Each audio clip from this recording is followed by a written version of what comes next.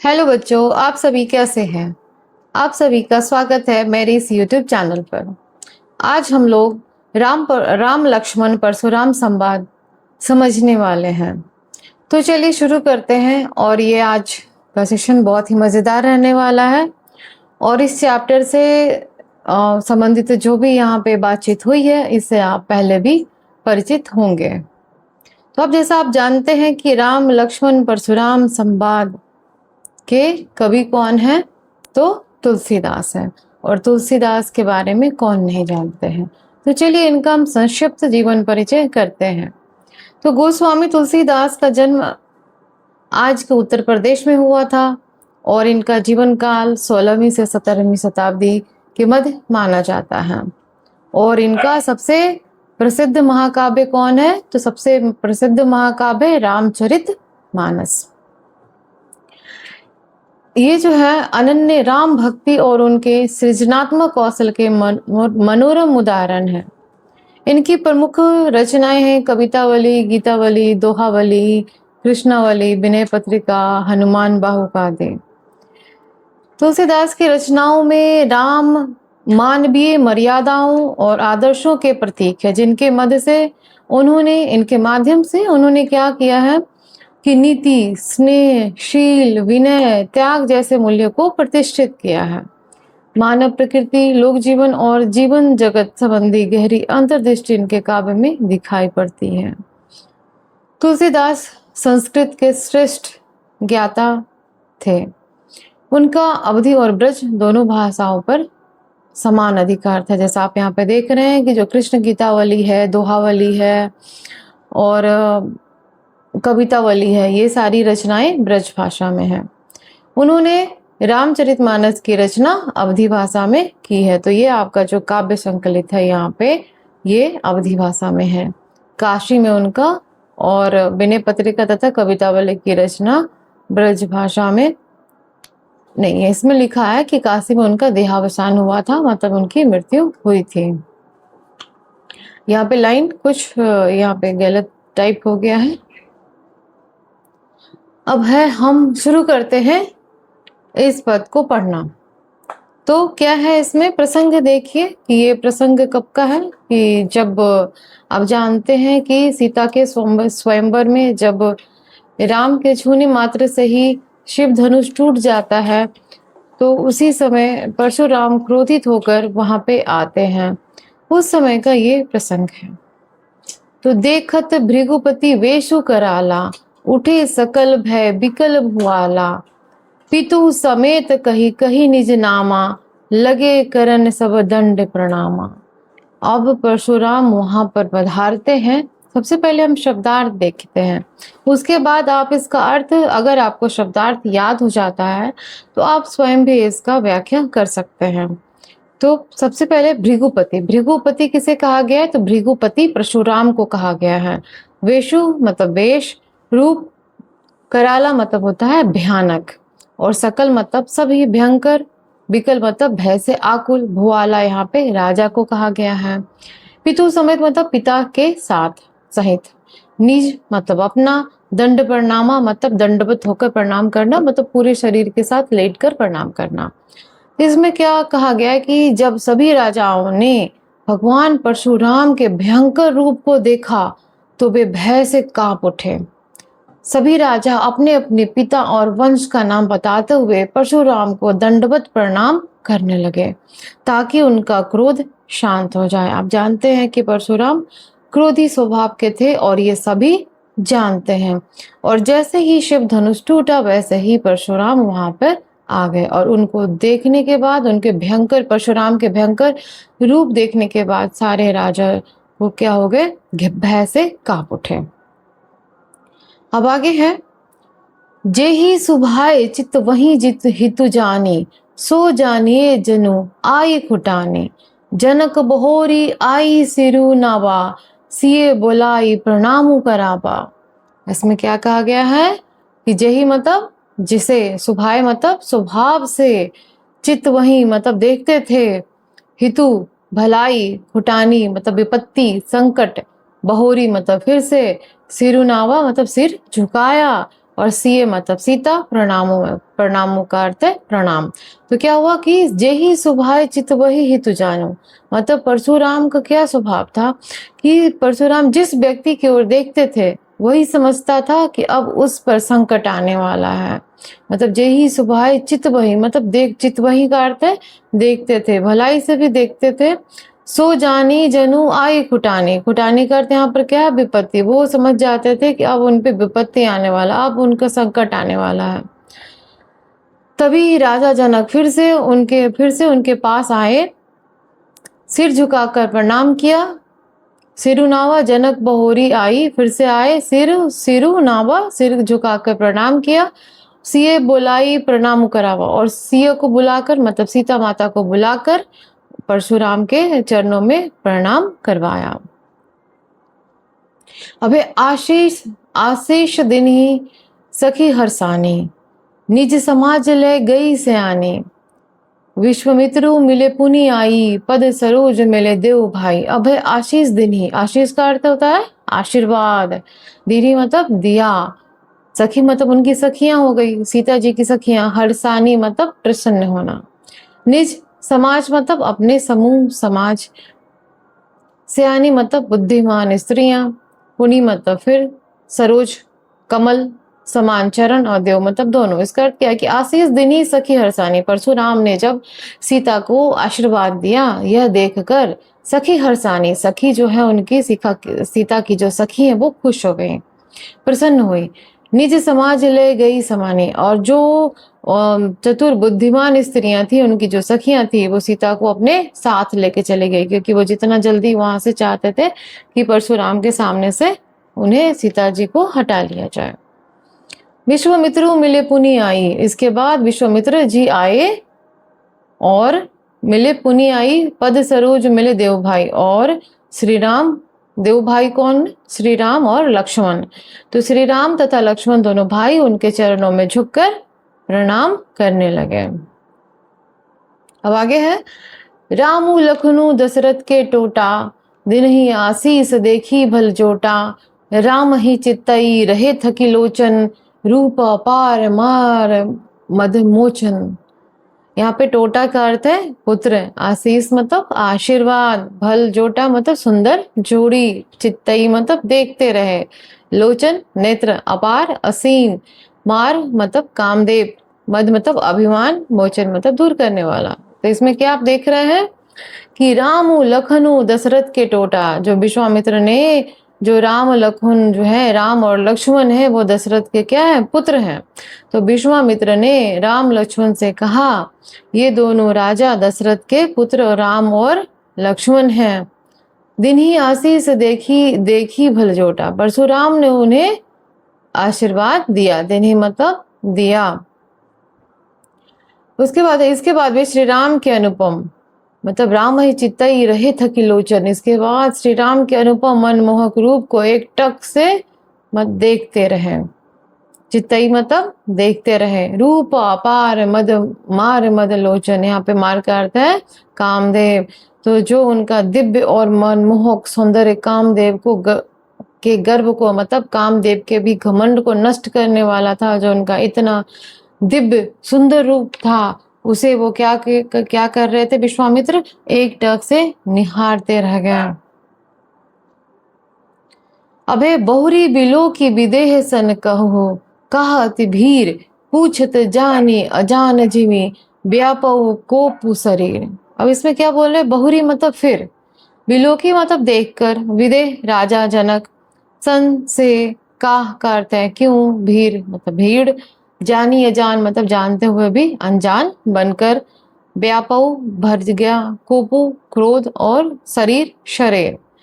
तो बहुरी बिलो की विदेही सन कहू का अति भीर, श्री राम को फिर से देखकर परशुराम ने राजा जनक से पूछा, बिलो की मतलब देखकर, विदेही जनक से पूछा कि कहा अति भीड़, यहाँ पर इतनी भीड़ क्यों लगी है।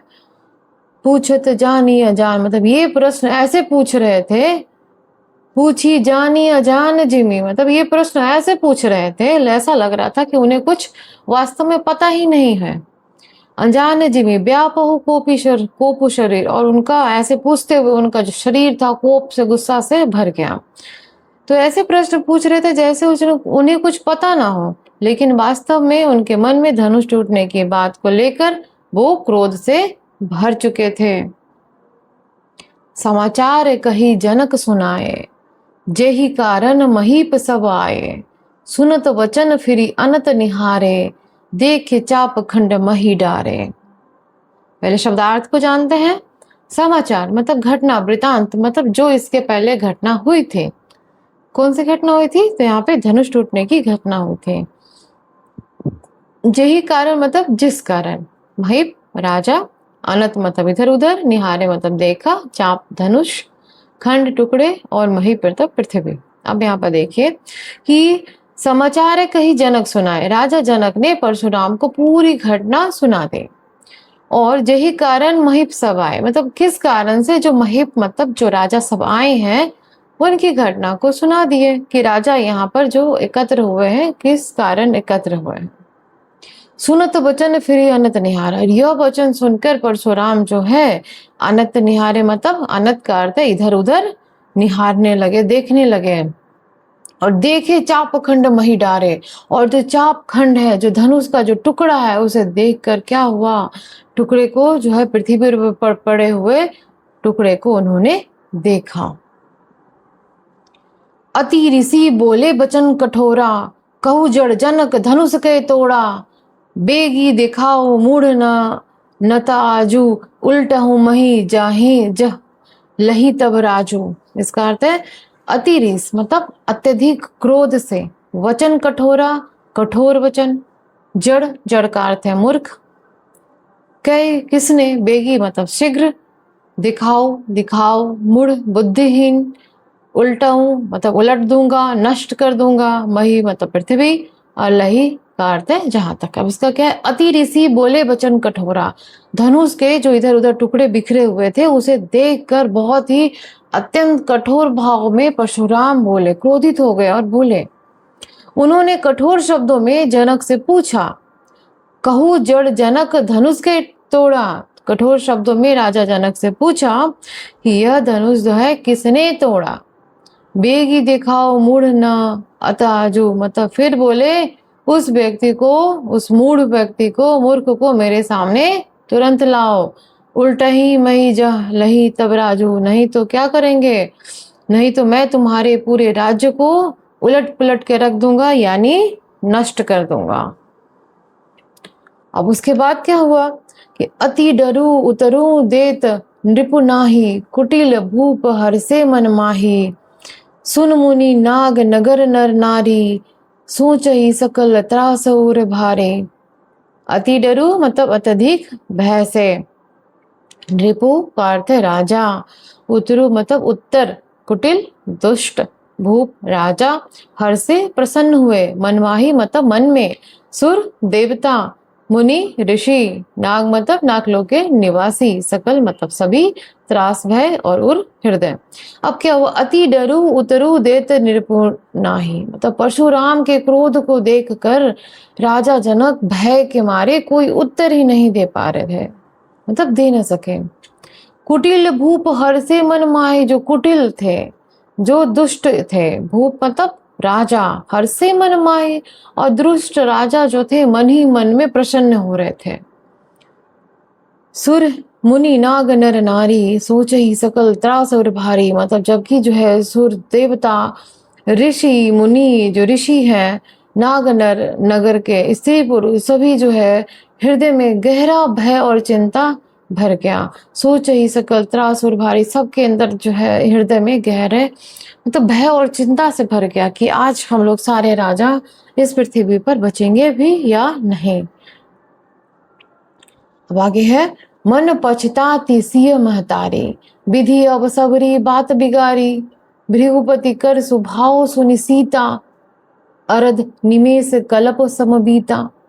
अब वो पछताती है मतलब पछताने लगी, सिय महतारी मतलब सीता जी की माता, विधि मतलब विधाता, भाग्य, सबरी मतलब जो बनी हुई थी, भृगुपति, परशुराम भृगुपति किसे कहा जाता है, ये परशुराम को कहा जाता है। स्वभाव स्वभाव अधर निमेष मतलब आधा पल, कल्प बहुत लंबा समय। अब क्या होता है आगे समझते हैं कि मन पछताती सिय महतारी, जो सिया की महतारी है, उनकी माँ है, जो सीता की माता है, वो मन ही मन में पछताने लगी। क्या पछताने लगी कि विधि अब सबरी बात बिगाड़ी, जो इतने अच्छे से बात बनी हुई थी, बनी बनाई बात को भी जो विधाता है ने क्या किया, बिगाड़ दिया। वो डर गई थी परशुराम के आने से, वो बहुत ही भयभीत हो गई थी।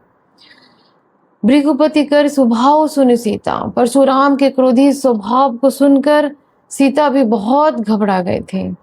अर्ध निमेष कल्प समबीता, और उनका जो आधा पल था वो एक कल्प मतलब बहुत ही लंबे समय के समान लगने लगा। उनका एक एक क्षण बीतना बहुत मुश्किल लग रहा था। सीता जी को भी भयभीत हो गई थी कि अब आगे क्या होने वाला है। सभय बिलो के लोग सब जानी, जानकी भीरु हृदय न हर्षु विषादु, कछु बोले श्री रघुवीरु। सभय मतलब भय से भयभीत होकर, बिलो के मतलब देखा, जानकी सीता, वीरु मतलब डरपोक नहीं बल्कि भय से भीत, हृदय मन हर्षु मतलब प्रसन्न, विषादु दुख को शोक, श्री रघुवीरु मतलब भगवान श्री राम। अब इसका अर्थ क्या है, सभे बिलो के लोग सब जानी, जानकी भीरु। सभी लोग भयभीत होकर सीता की ओर देखने लगे, क्योंकि वे समझ गए थे कि सीता घबरा गई हैं। उस समय श्री राम के मन में न तो अधिक प्रसन्नता थी और न ही दुख था। हृदय हर्षु विषादु कछु बोले श्री रघुबरे, तो वे शांत और धैर्य पूर्वक स्थिति को देखते हुए उचित समय पर बोलने के लिए तैयार थे। अब आगे क्या बोलते हैं, जब देखिए कि सारा मामला एकदम, सारे मतलब लोग वहां पे जितने लोग उपस्थित है सभी डरे हुए हैं।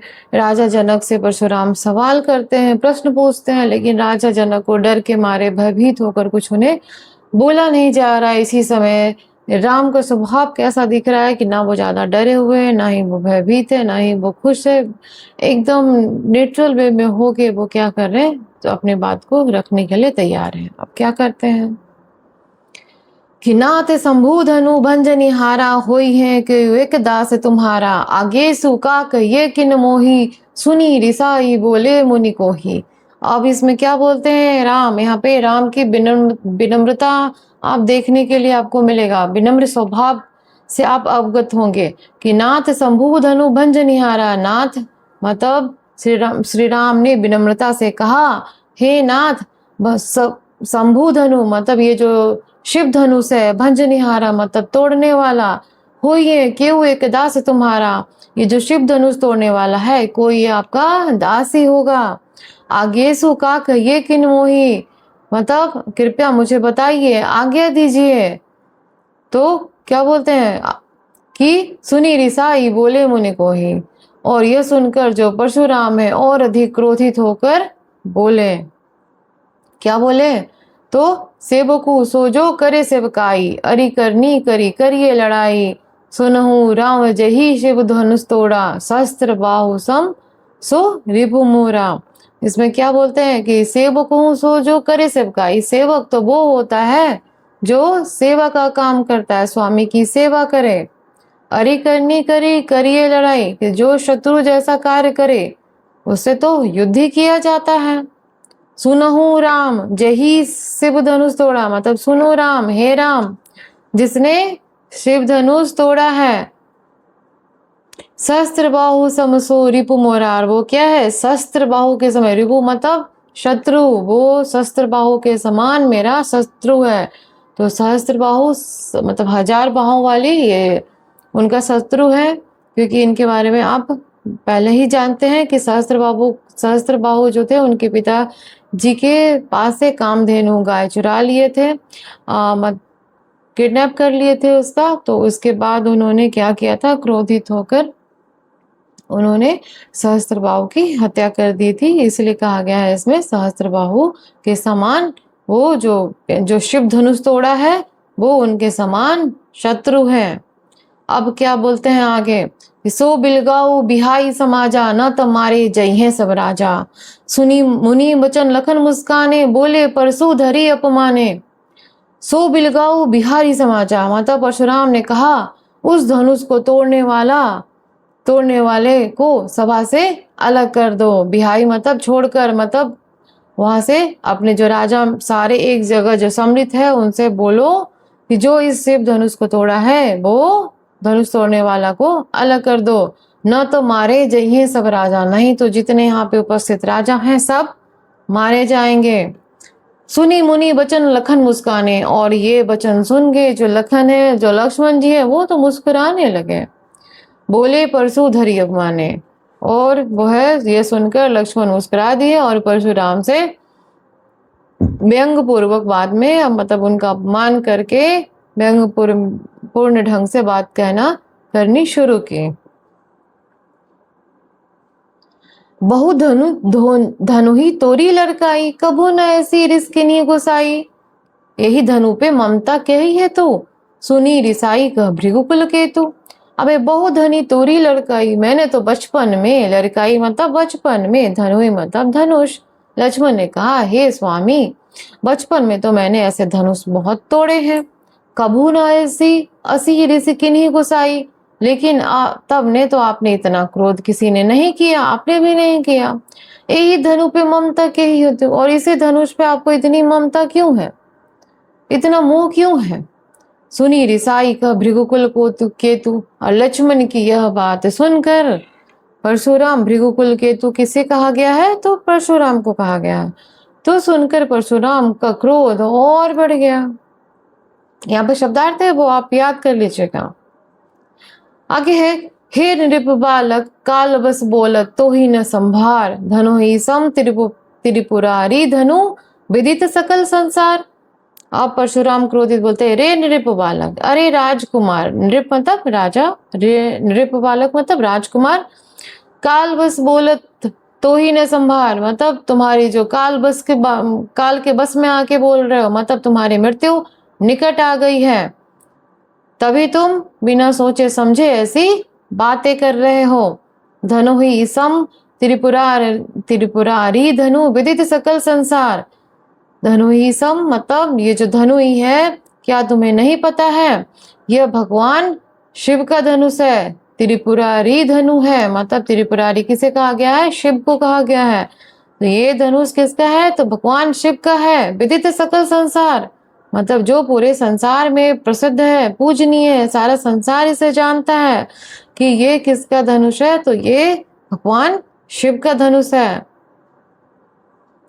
तो यहाँ पे और आगे भी प्रसंग है, लेकिन आपके पाठ्य पुस्तक में यही तक प्रसंग है, और आगे आप पढ़ना चाहते हैं तो इसके आगे क्लास 10th के पाठ्य पुस्तक में है। तो चलिए हम अब आगे इसके प्रश्न उत्तर करते हैं कि आपने इस चैप्टर को कितना समझा है। अगर आप समझे हैं तो आप इसका उत्तर सही सही दे पाएंगे। और एक बात है कि एक बार में सारी बातें आपको नहीं समझ में आ सकती, इसके लिए आप क्या कर सकते हैं कि इस वीडियो को दोबारा आप देख सकते हैं, और उसके पहले आप शब्दार्थ याद कर लीजिएगा, उसके बाद फिर दोबारा अर्थ एक बार देख लीजिएगा। तो चलिए पहला प्रश्न अब स्टार्ट करते हैं, शुरू करते हैं कि निम्नलिखित प्रश्नों के सटीक उत्तर चुनिए और यह भी बताइए कि आपको ये उत्तर उपयुक्त क्यों लगते हैं। ये उत्तर जो है उपयुक्त मतलब सही क्यों लगते हैं। क्या है, पितु समेत कहीं कहीं निज नामा, लगे करन सब दंड प्रणामा। यह पंक्ति सभा में उपस्थित लोगों की किस मनस्थिति को दर्शाती है, मतलब पिता समेत अपने पिता का, अपना वंश का नाम ले ले के सब जो है दंडवत मतलब सो के प्रणाम करने लगे, ये किस कारण करने लगे। पहला ऑप्शन है क्या, उन्हें परशुराम के प्रति आदर और सम्मान का भाव था, ख भक्ति और श्रद्धा थी, ग भय और शिष्टाचार, प्रेम और सहिष्णुता। तो आपने क्या देखा यहाँ पे कि भय और शिष्टाचार के मारे के साथ ही सब उन्होंने क्या किया, भय से दंडवत प्रणाम करने लगे। तो व्याख्या तर्क क्या है कि परशुराम के क्रोध और भयंकर रूप को देखकर सभी राजा भयभीत हो गए। वे अपने पिता और वंश का परिचय देकर उन्हें दंडवत प्रणाम करने लगे। इससे स्पष्ट होता है कि वे भय के कारण शिष्टाचार का पालन कर रहे थे। अब आगे है, जनक बहुरी आई सिरुनावा, सिय बोलाई प्रणाम कराबा। पंक्ति में राजा जनक ने व्यवहार की कौन सी विशेषता उद्घाटित होती है कि उन्होंने अपनी पुत्री को बुला के जो परशुराम के सामने झुककर सिर झुकाकर प्रणाम करवाते हैं, ये जनक के किस व्यवहार की ओर मतलब किस व्यवहार की विशेषता है? तो संवेदनशीलता है, शिष्टता है, सहनशीलता है या फिर उदासीनता है? तो क्या यहाँ पे शिष्टता है, क्योंकि वो शिष्टाचार में उनके विनम्र और सभ्य शिष्ट व्यवहार को दर्शाता है। तीसरा प्रश्न, अति ऋषि बोले वचन कठोरा। जनक के प्रति परशुराम के कठोर वचन बोलने का मूल कारण क्या था? क्योंकि वो ये किससे जुड़ा है कि वो किस कारण परशुराम आए थे, कि उनको पता ही था कि यहाँ पे शिव धनुष टूटा है, और उनके जो कठोर अति ऋष बोले वचन कठोर, उनके जो कठोर वचन बोलने के कारण वो क्या था कारण? तो पहला ऑप्शन है उचित आदर सत्कार न मिलना, ख है जनक के द्वारा समाचार छिपाना, और ग है शिव धनुष का खंडित होना, घ है अन्य राजाओं की सभा में उपस्थिति। इसमें क्या है कि शिव धनुष का खंडित होना मतलब शिव धनुष का टूट जाना। परशुराम भगवान शिव के धनुष को अत्यंत पूजनीय मानते थे, क्योंकि परशुराम के आराध्य देव कौन थे? तो भगवान शिव थे। जब उन्होंने उसे टूटा हुआ देखा तो वे अत्यंत क्रोधित हो गए और राजा जनक से कठोर शब्दों में प्रश्न करने लगे। अब है प्रश्न संख्या 4। राम का कथन हुई है क्यों एक दास तुम्हारा उनके व्यक्तित्व की किस विशेषता को दर्शाता है? आपने देखा कि परशुराम कितने क्रोधित होकर प्रश्न कर रहे थे कि किसने ये शिव धनुष को तोड़ा है, तो वहीं पे राम ने क्या अपनी विनम्रता को प्रदर्शित करते हुए अपने विनम्र भाव में उन्होंने क्या बोला कि हुई है क्यों एक दास तुम्हारा, मतलब इस शिव धनुष को तोड़ने वाला आपका कोई एक दास ही होगा। तो ऑप्शन नंबर 1 में कूटनीति और चतुराई, ख नंबर है विनम्रता और मर्यादा, ग त्याग और समर्पण, घ दृढ़ता और आत्मविश्वास। तो आपने क्या पाया? विनम्रता और मर्यादा। श्री राम जानते थे कि धनुष उन्होंने ही तोड़ा है, फिर भी उन्होंने अत्यंत विनम्रता और मर्यादा के साथ परशुराम से बात की। उनके शब्दों में अहंकार नहीं बल्कि नम्रता है, धैर्य, आदर्श आचरण दिखाई देता है। 5 सुनी मुनि वचन लखन मुस्काने, बोले परशु धरी अपमाने। लक्ष्मण के मुस्कुराने और उपहास भरे वचनों का क्या कारण था? तो क्या है ये कारण? मतलब अपने जो भाई है वो श्री राम है उनके प्रति उनके पक्ष में बोलना क्या दर्शाता है? क नंबर है वे सभा में अपनी श्रेष्ठता सिद्ध करना चाहते थे। ख नंबर है उन्होंने राम के प्रति अपना प्रेम प्रदर्शित करना था। ग वे परशुराम की शक्ति से अनभिज्ञ थे, मतलब अनजान थे। वे परशुराम को चुनौती देना चाहते थे। तो इसका तर्क क्या है कि लक्ष्मण अपने बड़े भाई राम के प्रति अपना प्रेम प्रदर्शित करना था। लक्ष्मण अपने बड़े भाई श्री राम के प्रति अत्यंत समर्पित और प्रेमपूर्ण थे। जब परशुराम ने श्री राम को दोषी ठहराकर कठोर बातें कही तो लक्ष्मण से सहन नहीं हुआ, उन्हें सहा नहीं गया। उन्होंने मुस्कुराकर व्यंग पूर्ण उत्तर दिया ताकि वे राम का पक्ष ले सके और उनके सम्मान की रक्षा कर सके। उनका उद्देश्य वीरता दिखाना नहीं बल्कि अपने भाई के प्रति प्रेम और निष्ठा को प्रकट करना था, जैसा आप लोग भी करते हैं। अगर किसी बारी वाले से लड़ाई झगड़ा होता है तो अपने मित्र का पक्ष लेते हैं, अपने भाई का पक्ष लेते हैं। अब है आगे प्रश्न मेरी समझ मेरे विचार। प्रश्न संख्या 1 है, पहला है अधर निमेष कल्प समबीता पंक्ति का भाव स्पष्ट करते हुए बताइए कि कविता में यह किसके संदर्भ में कहा गया और क्यों। तो अधर निमेष कल्प समबीता किसके प्रसंग में कहा गया है? ये सीता के प्रसंग में कहा गया है कि उनका एक एक समय, उनका एक एक क्षण कल्पों में बीत रहा था। तो यह पंक्ति सीता के संदर्भ में कही गई है। जब उन्होंने परशुराम के क्रोधी स्वभाव के बारे में सुना तो वे अत्यंत चिंतित और भयभीत हो गए। चिंता और भय के कारण उन्हें आधा निमेष मतलब क्षण, एक कल्प मतलब बहुत लंबे समय के समान प्रतीत लगने लगा। यह पंक्ति सीता की व्याकुलता, राम के प्रति प्रेम और उनकी भावनात्मक चिंता को व्यक्त करती है। अब आगे है सो बिलगाओ बिहाई समाजा, न तो मारे जइहे सब राजा। पंक्ति के आधार पे बताइए कि परशुराम द्वारा दी गई चेतावनी का सभा में उपस्थित राज समाज पर क्या प्रभाव पड़ा होगा। तर्क सहित उत्तर दीजिए, क्योंकि यहाँ पर परशुराम क्या कर रहे थे, सबको भयभीत कर रहे थे कि जो शिव धनुष तोड़ा है वो इस समाज से अलग हो जाइए, नहीं तो सारे राजा मारे जाएंगे। तो इसमें क्या हुआ, कैसा प्रभाव पड़ा, यहाँ पर देखते हैं कि परशुराम की इस कठोर चेतावनी से पूरी सभा में भय और तनाव का वातावरण फैल गया। सभी राजा को अपने प्राणों की चिंता होने लगी, क्योंकि परशुराम ने धनुष तोड़ने वाले को अलग न करने पर राजाओं का वध करने की धमकी दी थी। जैसे आपको कक्षा में होता है ना, किसने ये गलत काम किया है बताइए, आप लोग क्या करते हैं, अपनी दोस्तों से मित्रता रखने के लिए नाम ही नहीं लेते हैं, तो क्या बोला जाता है, सारे बच्चों को पनिशमेंट मिलेगी, नहीं तो सच सच बता दो किसने ये काम किया है। वही यहाँ पे वही प्रसंग यहाँ पर भी है कि परशुराम भी क्या देते हैं, चेतावनी देते हैं कि जो ये शिव धनुष तोड़ा है वो तोड़ने वाला जो है अलग हो जाए, नहीं तो सारे राजाओं का वध करने की उन्होंने धमकी दे दी। राजा जनक चिंतित हो गए, सीता और उनकी माता भी व्याकुल हो उठी, देवता और ऋषि भी चिंतित हो गए। इससे स्पष्ट होता है कि परशुराम के क्रोध का प्रभाव पूरे समाज पर गहराई से पड़ा। प्रश्न संख्या 3, तुलसीदास ने राम और लक्ष्मण के माध्यम से एक ही परिस्थिति के प्रति दो अलग अलग प्रतिक्रियाएं दिखाई हैं। क्या है वो प्रतिक्रिया कि आपकी दृष्टि में परशुराम के क्रोध को शांत करने के लिए राम का विनय का मार्ग उचित है या फिर लक्ष्मण के तर्क का? अपने उत्तर का उचित कारण और तर्क में दीजिए। तो यहाँ पर मेरे अनुसार तो राम का विनम्र स्वभाव ही है, क्योंकि आप देख रहे हैं कि लक्ष्मण का जो तर्कपूर्ण उत्तर है वो परशुराम के क्रोध को और भड़काने वाला है। तो मेरी दृष्टि में राम का विनय का मार्ग ही अधिक उचित है।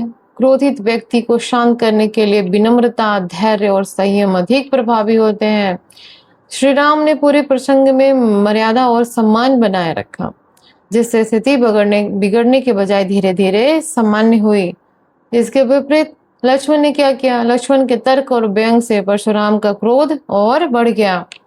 इसीलिए कठिन परिस्थिति में हमें क्या करना चाहिए, तो कठिन परिस्थिति में विनम्रता और धैर्य से काम लेना अधिक उचित होता है, और यही सफलता का उपाय है कि जब हम कभी बुरी स्थिति में परिस्थिति में फंस जाएं तो हमें क्या करना चाहिए, धैर्य से काम लेनी चाहिए और विनम्रता से दूसरे के साथ व्यवहार करनी चाहिए।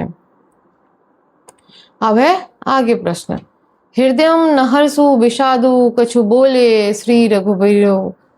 श्री राम के हृदय में न तो हर्ष था न ही विषाद था। यह उनके व्यक्तित्व के किन गुणों को दर्शाता है? उनका भावनात्मक संतुलन इस पूरे पाठ में उन्होंने अन्य पात्रों से अलग कैसे स्थापित करता है। आप देख रहे हैं कि वहां पे जो जितने पात्र उपस्थित थे सब भय से भयभीत थे कि अब आगे क्या होगा। परशुराम यहाँ पर आ गए हैं, अब आगे कौन से राजा मारे जाते हैं, कौन सी दुर्घटना होने वाली है। लेकिन यहाँ पे परशुराम का स्वभाव कैसा दिख रहा है, ना तो उन्हें हर्ष था, ना जाए खुशी थी, ना ही दुख था उन्हें। तो किन गुणों को दर्शाता है, तो यह पंक्ति श्री राम में धैर्य, आत्म संयम, गंभीरता, विवेक और भावनात्मक संतुलन को दर्शाती है। वे न तो सफलता मिलने पर अधिक प्रसन्न होते हैं और न ही संकट आने पर घबराते हैं। पूरे प्रसंग में जहां परशुराम क्रोध से भरे हैं, लक्ष्मण आवेश में है, आवेश मतलब गुस्से में है, और सीता भयभीत है, डरी हुई है, और अन्य लोग चिंतित हैं, वही श्री राम शांत, संयमित, मर्यादित बने रहते हैं। यही गुण उनके एक आदर्श पुरुष और मर्यादा पुरुषोत्तम के रूप में अन्य सभी पात्रों से अलग और श्रेष्ठ बनाते हैं। तो हमें श्री राम से भी शिक्षा लेनी चाहिए कि हमें किसी भी परिस्थिति में धैर्य और संयम बना के रखनी चाहिए और हमें संतुलित रहना चाहिए, हमें जल्दी आवेश में नहीं आनी चाहिए। तो इस तरह से इस पाठ को हम लोग बहुत ही मज़ेदार तरीके से पढ़े हैं। और आगे अगर आप इसमें अभी भी आपको क्या और व्याख्या चाहिए तो आप एक बार इस चैप्टर को फिर से आप इसकी व्याख्या देख लीजिएगा। इस चैप्टर को देखने के लिए आपका बहुत बहुत धन्यवाद। अगर इसी तरह से आप मेरी वीडियो देखना चाहते हैं तो मेरे YouTube चैनल को लाइक और सब्सक्राइब करना ना भूलें। बहुत बहुत धन्यवाद।